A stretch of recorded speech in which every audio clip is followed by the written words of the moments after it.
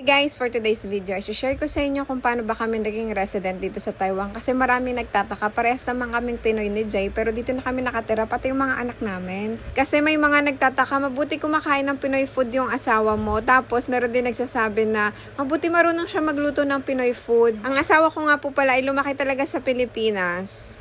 Late 30s na sila pumunta dito sa Taiwan. Pagpunta ng asawa ko ay nasa household na agad siya. So, ibig sabihin, resident na siya agad ng Taiwan kasi si Papa ay Taiwanese po. Pero lumaki talaga sila sa Pilipinas. So, yun po yung pinakadahilan kung bakit naging Taiwan resident na po kami dito dahil po sa Papa ni Jay. So, ako po, ongoing na rin ako sa Taiwan ID ko. And then, kailangan pala kapag Taiwanese yung partner nyo ay sa Pilipinas kayo magpakasal. Hindi po kasi magiging valid kapag dito kayo nagpakasal sa Taiwan. Kailangan umuwi talaga kayo ng Pilipinas, tapos doon kayo magpakasal, mag-asikaso ng papers sa TECO. So, kapag okay na yung papers nyo at na-register na sa household, tapos nandito na kayo sa Taiwan, pwede na ulit kayo magpakasal dito sa Taiwan pag gusto nyo. Pero kami ni Jay ay sa Pinas lang kami kasal, hindi na kami dito nagpakasal sa Taiwan kasi automatic naman na na-register yung kasal namin dun sa Pinas. So hanggang dito na lang, salamat sa panonood. Please don't forget to like and follow. Bye-bye!